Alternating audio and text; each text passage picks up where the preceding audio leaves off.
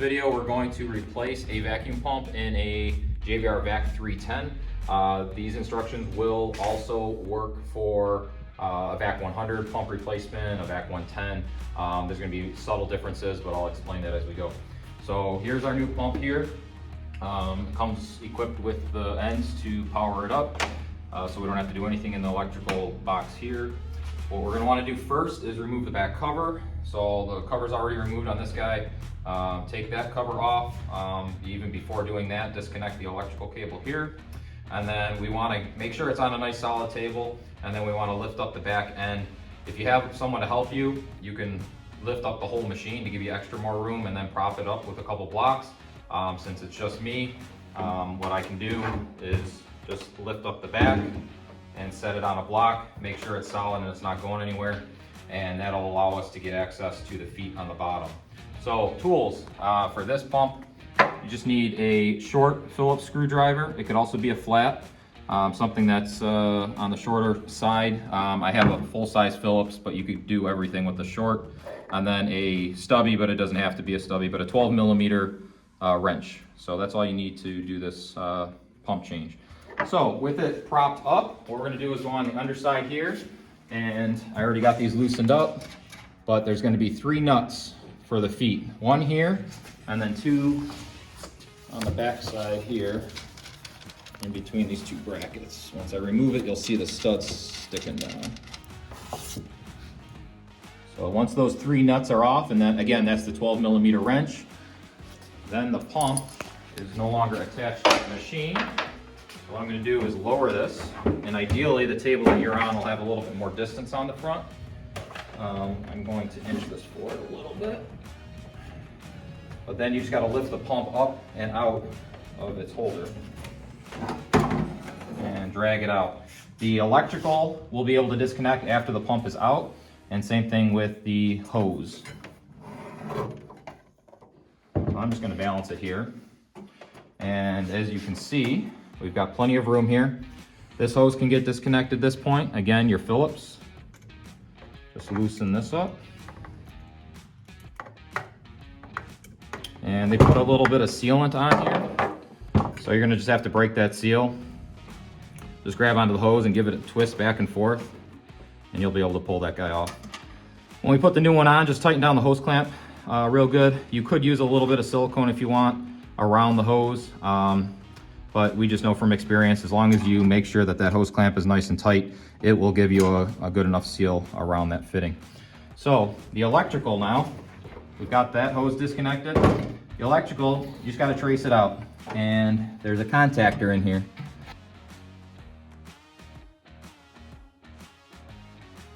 So the contactor in here, and I'll show you on one that we have off the shelf, this is what it is. You're gonna have 2 wires coming to these 2 points here. And if you just stick your Phillips head screwdriver down into here, you'll find it. It'll kind of mesh with the Phillips screw, and then you just got to loosen those up. And you just are doing the 2 middle ones. So I'm just going to reach in. You don't need to remove the screw. You're just loosening it. Maybe 1 or 2 turns, and then those will pull out. And that's it for removing the pump. Set that guy down here. Get rid of this stuff. Now, when it comes to the new pump,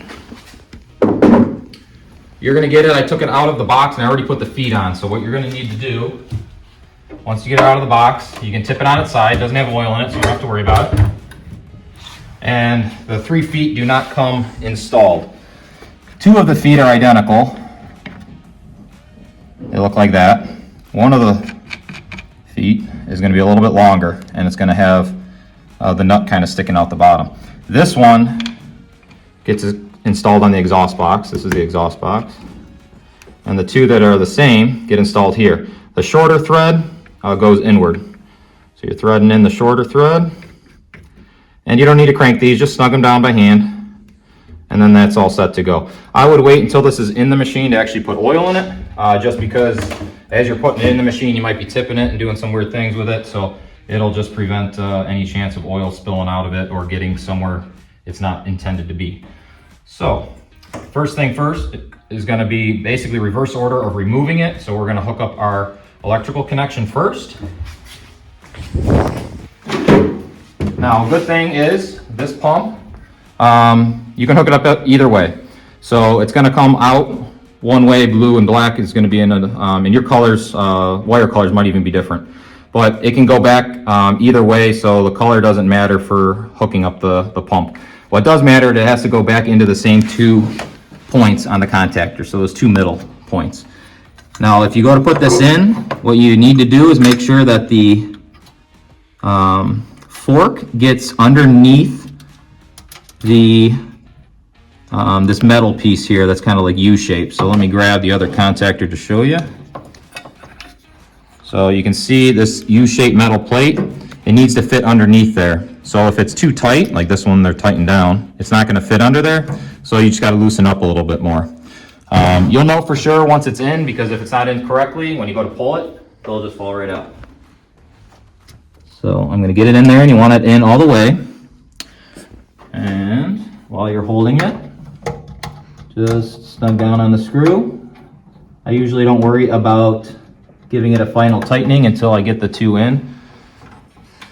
It's more about making sure that it is in all the way. Put the other one in.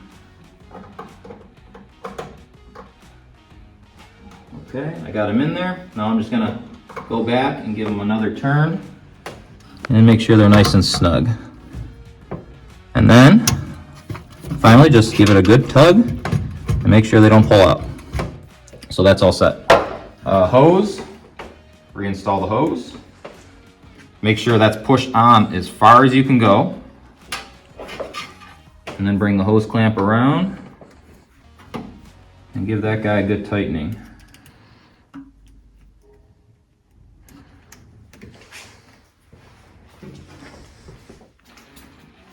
If you get to this point and like the hose clamp is, you strip the hose clamp out, or there's something not right with the hose clamp, you know, you're not stuck at that point. What you can do is, you know, any auto parts store, you can pick up these types of hose clamps real cheap there. So I would just go to your nearest auto parts store. But I'm going to tighten as much as I can. All right, and then just give that a good tug. Make sure that doesn't pull out, and you can't easily twist it. And this is nice and tight. So now what we're going to do is lift it up, and we just got to fall back into the holes that it came out of. And obviously, as you're going in, just be careful of the hose, any wires. So don't force it. If you feel like it's catching on something, see what it's catching on. Make sure you don't set the weight of the pump on a wire or on the hose. So always look underneath the pump and make sure there's nothing in the way. And then just kind of keep inching it back, and it will fall into place. There it goes. All right, I'm just checking the vacuum hose. In my situation, the vacuum hose kind of got stuck behind the pump. So I'm going to pull it up and make sure that's nice and free. All these wires are nice and free. And that's it, short of putting these nuts back on. So again, lift it up, prop it up. Throw the nuts on.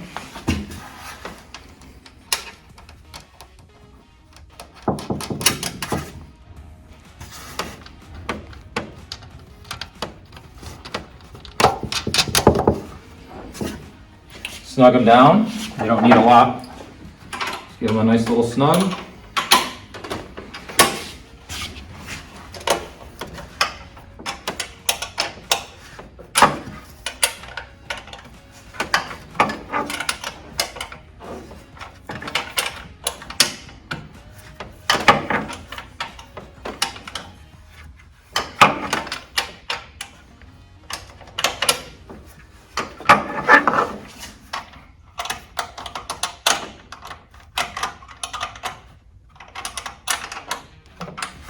Okay.